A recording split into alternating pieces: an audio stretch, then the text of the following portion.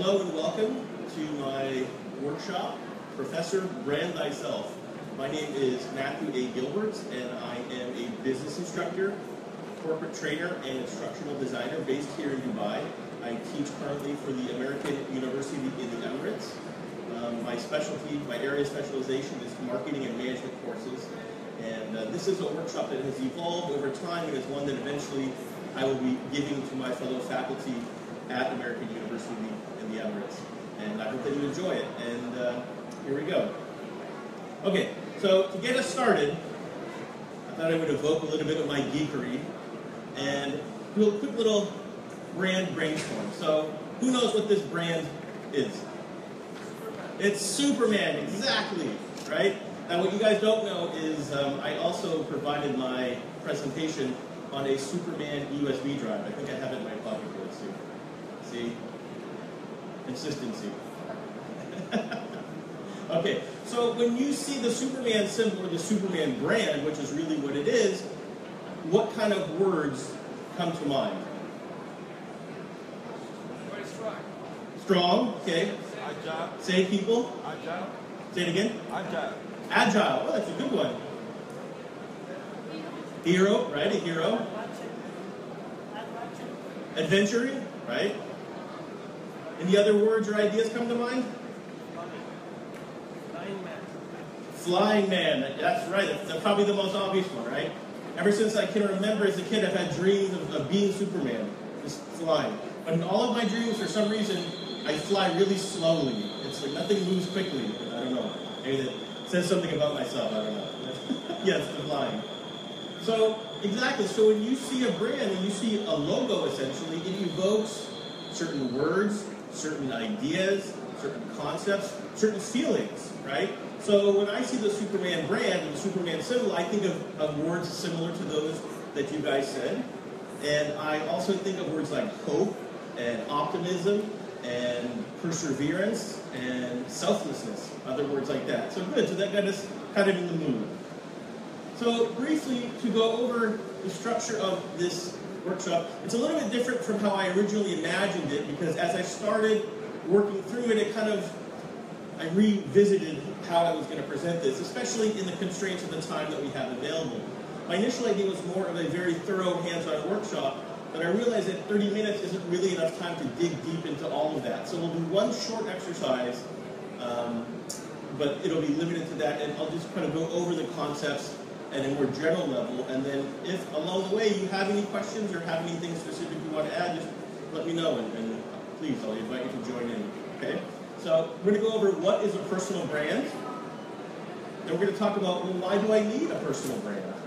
And lastly, how do I create a personal brand? So we'll talk about a little bit about the idea of what it is, why it's important, and then what you can do or how you can create a personal brand, or at least start that process. Okay, so what is a personal brand? Well, there's a quote here from Jeff Bezos, the founder of Amazon. So he says that a brand for a company is like a reputation for a person. Your brand is what other people say about you when you're not in the room. So there's a little bit of crossover here, which is why I chose this quote, because he's combining the idea of a corporate brand, which is what we typically think about when we think of a brand, and the idea of a personal brand. He's sort of personifying a company, right? And so there's a little bit of a crossover going on here. That's partially why I picked this quote, because the same idea applies to both. Really, there's fundamentally no difference between a personal brand for you and a corporate brand for a company. It's the same purpose, and it requires the same process to create them. With the idea being, your brand is a representation of you. In a shorter way or a different way of explaining it, your brand tells your story. And it tells your story when you're not there to tell it. So it's about your reputation. So often your reputation precedes you. So if someone says, oh, so-and-so is coming to our meeting, or this person is going to be a guest speaker, or that person just wrote a book, certain people, if you know who they are because they have a strong personal brand, you will immediately have certain kind of feelings, ideas, thoughts, just like you would when I showed you the Superman symbol, okay? Now, getting a little bit closer to personal branding. So, Jared Kintz, the author of a book called "This Book Is Not for Sale." I hope he sold some, actually. I don't know. I hope nobody took that title literally, but anyway. He says that it's not who you know that matters, it's who knows you that's important, right? I've heard this in many other cases, and this quote just kind of summarizes it. Personal branding builds up your reputation to the point where you have a presence even in your absence. If you repeat that. So personal branding builds up your reputation to the point where you have a presence even in your absence. Again, it's the idea of people knowing what to expect from you. If some of you are teachers, administrators, whatever your role is in education, students, your colleagues, staff, they have a perception of you based on lots of different factors. But that perception, whether it's entirely real or fair sometimes, is developed over a series of experiences that they have had with you, and realistically, they have had with your brand. And so from whatever point forward that they come to know you, and they create in their mind a concept of who you are and what your brand is. I don't think people really think in those terms, but that's what it is. That's how it goes. One of my biggest honors and challenges as a faculty member where I'm currently teaching is that I'm very fortunate that the students that I teach really enjoy my classes. And I'm very grateful for that. And I really appreciate the interaction, and it really makes me happy to know that's something I enjoy doing and that I like to do because it helps others help themselves, is something that inspires other students who want to take my class. But the challenge with my personal brand is that there's such a demand for me that my classes wind up being very full. And this semester, when the semester started, I was teaching 5 classes with a total of 201 students. And so I had 5 classes and 201 students. 200 students. Now maybe for some of you, you're like, oh, that's nothing. But, well, total through the whole semester. But 5 classes meeting twice a week. Twice a week. Twice a week. Fortunately, we were able to shuffle the schedule, and I now teach only 165. But so it's a good thing, but it can be a challenge too, right? So again, my reputation, my brand as an instructor precedes me to the point where it's almost kind of comical, where a lot of times students will wait to the very last minute to register so they can see which classes I'm teaching. And if they've already enrolled in the same course with another instructor, they all rush to the registrar and they want to switch into my class. And I'm both flattered and frustrated at the same time. But that's an example of my personal brand as an instructor, okay? So why? So why do I need a personal brand? Why do I need to care about my brand? What difference does it make to me? That's just fancy marketing speak. You know, I'm just a teacher. I'm just a marketer. I'm just a whatever I am. Well, whatever you are is who you are, right? So there's really 2 areas, as I understand it, or as I perceive it, that defining your personal brand can help you, both personally, and then we're going to go over professional reasons. So I've tried to boil these down to really simple terms. So for me, the elements that I use and the components that define my personal brand, and by that I mean my bio, my personal motto, key words that I associate with myself. I actually developed those, or started to develop those, in a doctoral course 10 years ago. And were it not for that course, I might not have ever thought about doing that. But this personal mastery course helped me to understand myself so that I could better help other people, both help themselves and help others, right? When you develop your personal brand and you create your personal mastery, you have a sense or an understanding of who you are, you have clarity, both of who you are, what you like, what you dislike, what you're good at, what you're not good at. One of the things that I did in this personal mastery course was to take basically like a personal inventory. And it was called Now Discover Your Strengths. It's a book. It's still out there. I believe it's by Marcus Buckingham. And the book talks about basically working from your strengths. And when you get the book, you get a code to take an online assessment. And that assessment told me my top 5 strengths out of 34. Now you can pay extra to get the 34, but I'm somewhat of a minimalist, and I think you get beyond 5 and you start forgetting what they are. So when I did that, this is again 10 years ago, all of my strengths all had to do with learning, sharing information, connecting with other people. And it was sort of the obvious thing staring at me was saying, you should be in education, right? That was the easiest connection for me to make. And that helped me to transition into teaching. And now I've been teaching and in the education field for 10 years as of this year. So that really helped me. Confidence, again, when you know who you are, when you know what you're good at, you feel a sense of confidence, right? You understand yourself. You can tackle a challenge because you know how to do it. You know that you can do it. And commitment as well, right?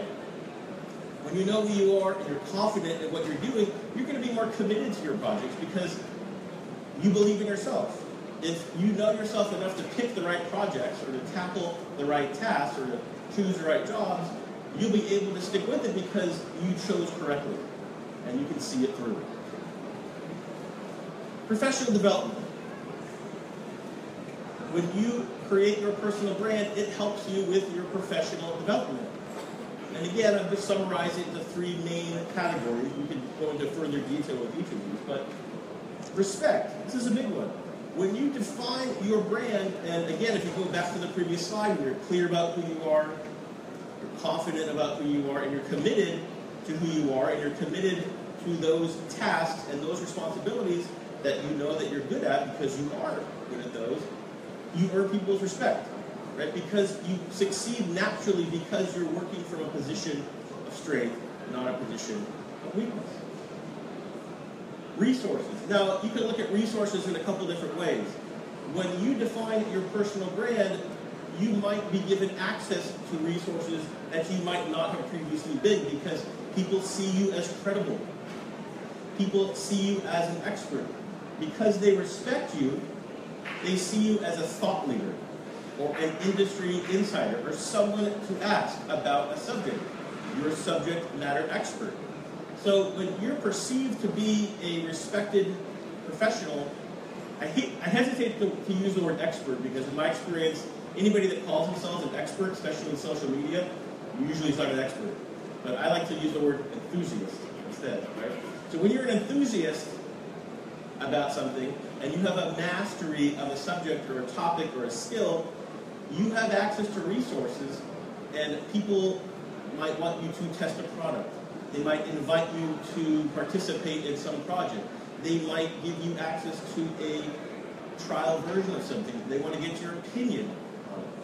So you might find yourself in interesting circles because people know who you are and they know that you're someone whose opinion they can trust.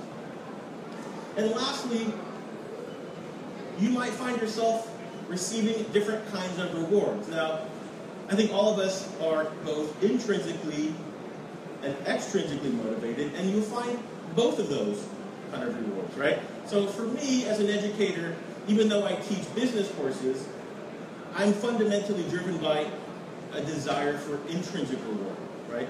It makes me feel good when I can teach a student something and I see that they get it.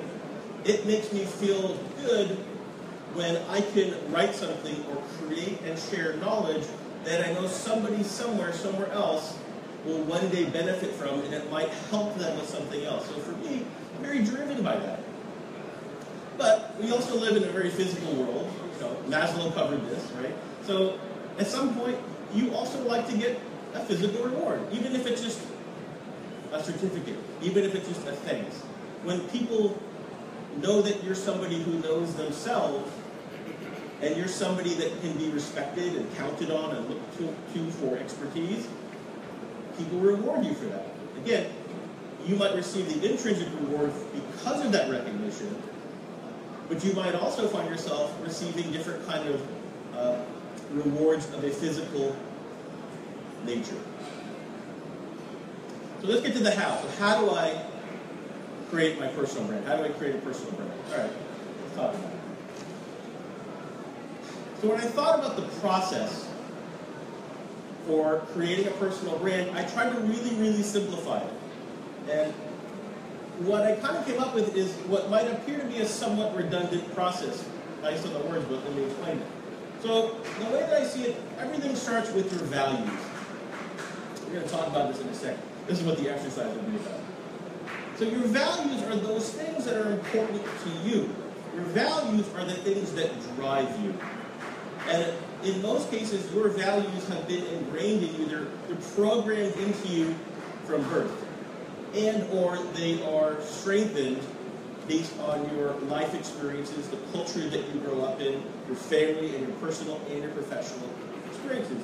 So your values are your foundation, right? They define who you are. All of those words that came to mind when I showed you the Superman symbol, you can attribute those to the values of that character, right? You know what to expect, and you know what not to expect from that character because you know what they stand for, what is important to them. So your values is where it starts. The values feed your brand. There's many steps in between, but fundamentally start with your values, and that's the first step in the journey to understanding and defining your personal brand. Once you know that, and you can share your expertise through your brand, you deliver value to other people. So it's kind of a circle, but yet at the same time it's a straight line, right? You start with your values, and you wind up delivering value because you have clarity. You understand who you are. You have creatively defined yourself. People know that you are confident and committed in your expertise and your knowledge, and they look to you as an expert. And through your expertise, through your knowledge, you deliver value to those people. So I don't know how much time we have, but what I wanted to do real quickly, I don't know if we have time to literally do this or to just think about it. I brought 3x5 cards or index cards if you wanted to write them down. And I don't even know how many of these you could read. These are 50 common values. And what I wanted to challenge you to do in a couple of minutes is pick 1 to 3 of them. Or even, it might be simpler now, I don't know, to just, if there's any on this list that strike you, that speak to you, maybe it's actually faster rather than me handing out these cards. If one value or 2 values or a few speak to you, raise your hand and share them. And even if there's a value that's fundamental to you that's not on this list, if you know in your heart that there's something that's important to you, it doesn't have to be on this list to count. This is just a simplified list. So what are your values? If I were to ask you what do you value or what are your values, what would you think? What would be the first few words that come to mind? Yes. Honesty. Say again? Honesty. And responsibility. Right, honesty, responsibility. And creativity. And creativity. Excellent. There's a process, a longer process that you can go through to really refine what these are. And I did it at a workshop that I attended with a company called Fulcrum, and they're based here in Dubai. They're a marketing agency. And they had us first list 10 values from a similar kind of list. And then we had to get rid of 3, so we had 7. And then we had to whittle it down to 5. And then we had to whittle it down to 3. And then we had to wind up with, I think, 2. And it's challenging when you have to really define or pick what it is that defines you or what values you feel motivate you. What other values do each of you, or any of you, identify with? Yes? Friendship, fun, and happiness. We should hang out after this event. I'm like, good, excellent. Right, so you can tell a lot about somebody, and you can tell a lot about yourself based on the words that connect to you. Right? How about one other person? Yes? Enthusiastic. Enthusiasm is awesome, yes. Any others? She's content being enthusiastic. I like that. And especially in the education field, all of the values that each of you shared, honesty, responsibility, creativity, enthusiasm, energy, fun, Those are all things that go into being an educator, right? I mean, different responsibilities as an educator require different kinds of values, but fundamentally they all play a part. Okay? Great. So I look at the personal brand creation process more or less in 3 stages. So the first stage, you create your brand. And for me, the key word in this is creativity. You want to be creative. And the challenge that we face often is that we self-edit ourselves. We limit ourselves. And we stop ourselves before we even get started. So part of what I challenge you to do in this stage is to just not let yourself say no. Don't say no to yourself. Okay? So through the process of creating your brand, you're going to develop and create several different pieces or tools that you can use to communicate your brand, that you can use to define your brand to others. So this would include your personal mission, right? My mission in life is to what? What is your goal? What is your purpose? What is your motto? Often a motto is a simplified version of your mission. It encapsulates what drives you. For me, the motto that I have been using for 10 years is to learn continuously and live generatively. Now people ask me, what does that mean? And I say, I don't know, it just sounds good. No, that's not. To me, what that means is to always learn. And it's funny because sometimes in my academic head, I think learning is very formal and you're sitting in front of a book or you're in a lecture and you're learning. But what I'm reminded by life about so many times is learning is sometimes the conversations you have with significant others. It's what you learn about yourself. It's when you learn about your weaknesses and you confront them. So learning isn't always book knowledge. It's not always academic. So always learn. Be willing to admit what you don't know and be enthusiastic about fixing it or learning it or getting new knowledge to replace old knowledge that might not be relevant to you. And living generatively, to me, has to do with applying the knowledge. Right? Generatively is connected to the word generate, which means to create. So to me, there's very little point in acquiring knowledge if it just sits in your brain and you don't do anything with it. Sure, there's personal fulfillment and you can feel like, oh, I know something. But then if you just sit quietly by yourself, who else is benefiting from that? So to me, it's really important to be able to take what I know, like in this forum right here, and share it with other people. But that doesn't mean that I feel I have the only ideas that matter. That doesn't mean I think I'm the only one who should share a thought. It's quite the opposite. What I have found is that by sharing my own thoughts, or the knowledge that I have gained with other people, it exponentially increases my knowledge because I get feedback from those people. Or new knowledge gets created as a result of my sharing what I know and them contributing feedback based on what they know and what they have experienced. So that's my motto. It's really been a driving force for me for the past 10 years. It's helped me to progress in the proper direction.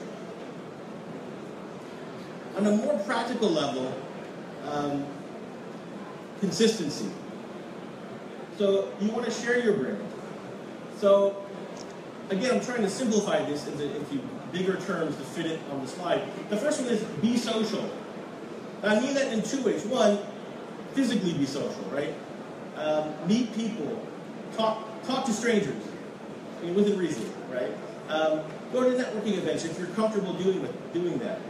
Be open to meeting new people because you never know where those things can lead. You really don't. I've had some really incredible and unexpected experiences here in Dubai that have led to some amazing connections and amazing moments that I would have never had if I had not gone or not participated. On the other hand, by social, I mean social networking.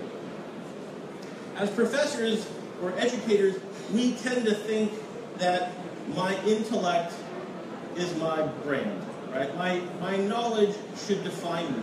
But even if you're a really smart person and even if you're a really great teacher, and you're able to share that knowledge, if nobody knows about it, but again, how will that help you or how will that help anyone else? So I think that sometimes in education we take for granted, we assume that people will come to us, right? Or students will take our class, or students will know about us or learn about us, but the reality is they might not want to ask you. They might not know where to go.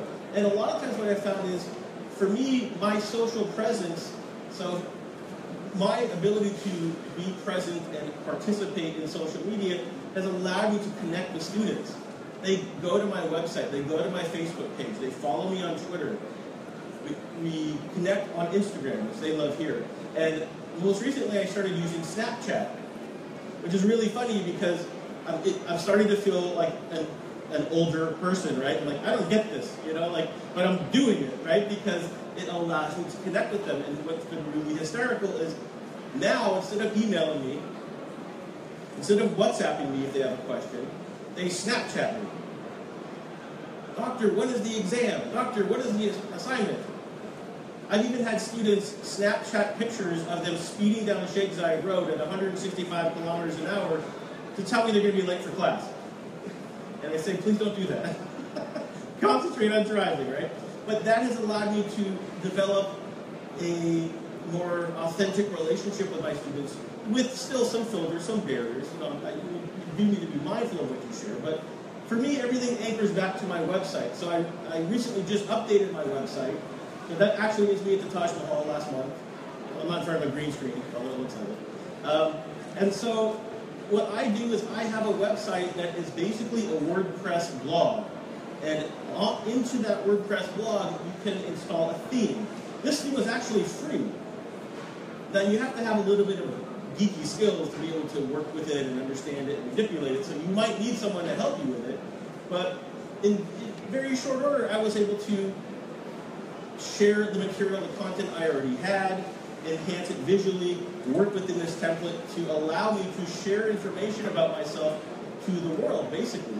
And you'll find that when you create a presence for yourself on social media, it helps you both in your current position, again, by allowing you to connect with your colleagues, your students, or your friends and whatnot, but it also becomes a digital footprint for you. This helps you to establish yourself, as we were talking about before, as someone who's knowledgeable, right? It gives you sort of a foothold in the world, and people know that they can come to you because you exist online. And quite frankly, nowadays, if you don't exist online, people are suspicious of you, right? If you are ungoogleable, people wonder if you're like some kind of secret agent or something like that, right?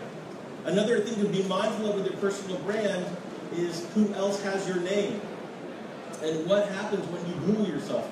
I have the humorous distinction of having the same name as the TV critic and entertainment reporter for the Boston Globe.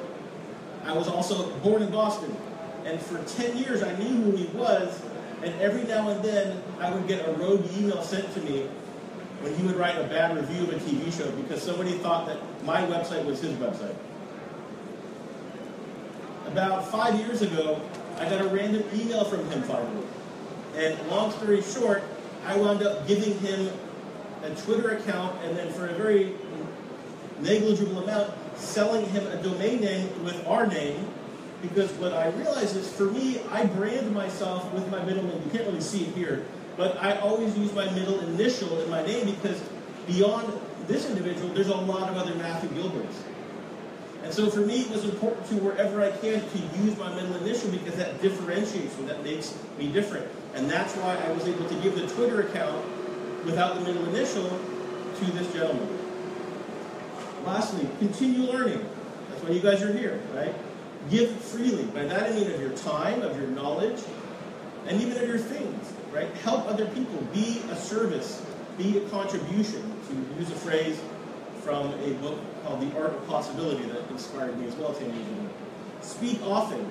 Now, I don't mean randomly in class or on the metro or at the mall, but this kind of thing. But it also does connect to being social, right? Don't be afraid to speak, but also make time to listen. Exactly.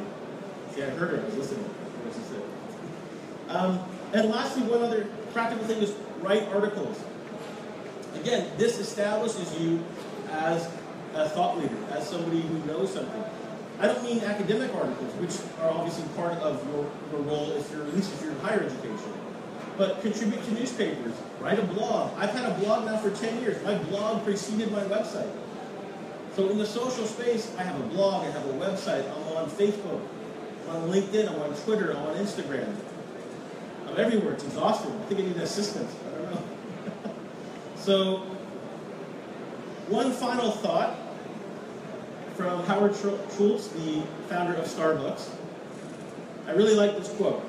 He says, mass advertising can help build brands, but authenticity is what makes them last.